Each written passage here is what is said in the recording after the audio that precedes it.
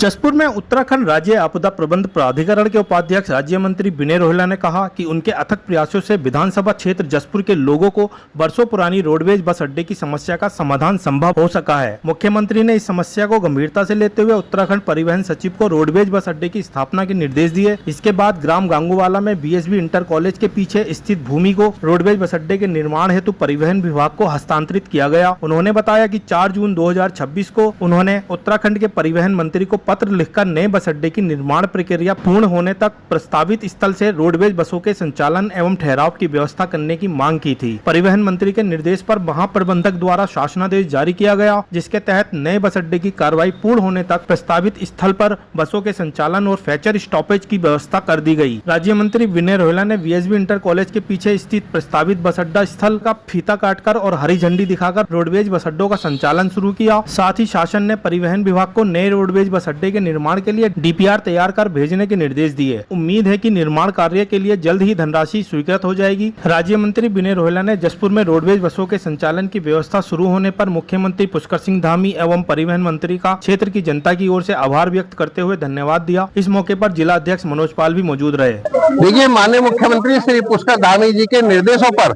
परिवहन विभाग और बाद में माननीय परिवहन मंत्री जी के अथक प्रयासों से हम सब कार्यकर्ताओं में मिलकर ये प्रयास किया है कि जसपुर के अंदर बस अड्डा स्थापित हो जाए।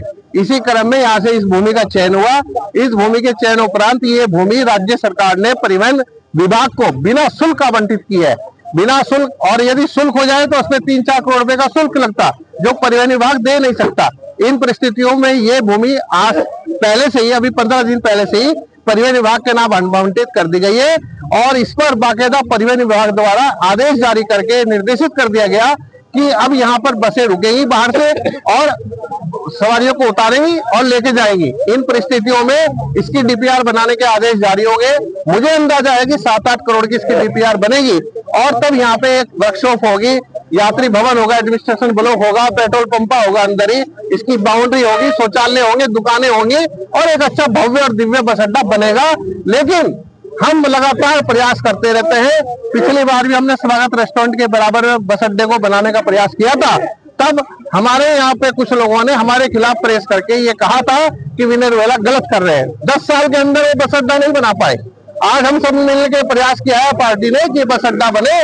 माननीय मुख्यमंत्री जी का आशीर्वाद से आज इस दिशा में बहुत ही अच्छा विचारात्मक पॉजिटिव कदम ये उठाया कि हम बस अड्डे की ओर बढ़ चले हैं।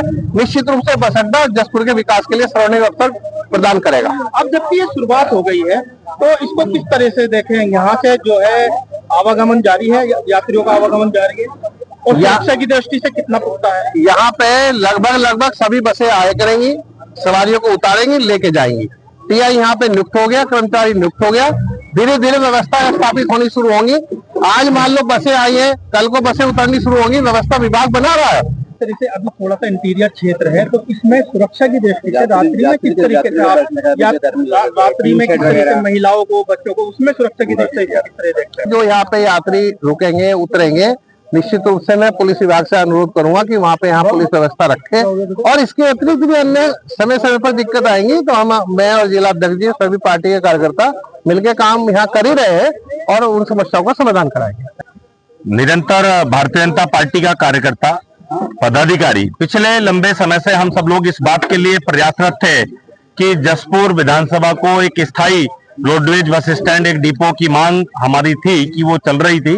और जब भी हम किसी जनता से जुड़े कार्यक्रमों में जाते थे, किसी चुनाव में जाते थे, तो एक जनता की आम आवाज होती थी कि जसपुर के लोगों को रोडवेज बस अड्डे की सौगात मिले।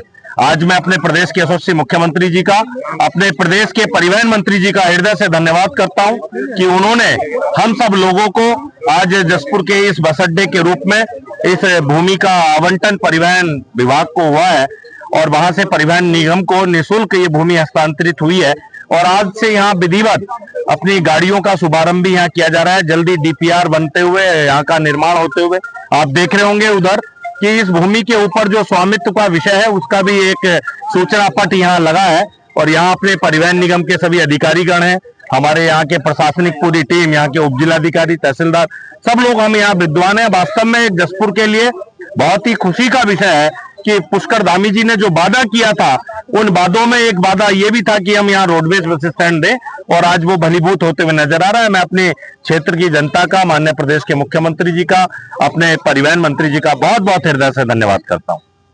Shri Sai group of institutions, B pharma, D pharma, BSc nursing, GNM, polytechnic, BA, BSc, BEd without entrance direct admission. Registration now 2026-27। Mahua Dabra, Jaspur district, Udham Singh Nagar, Uttarakhand.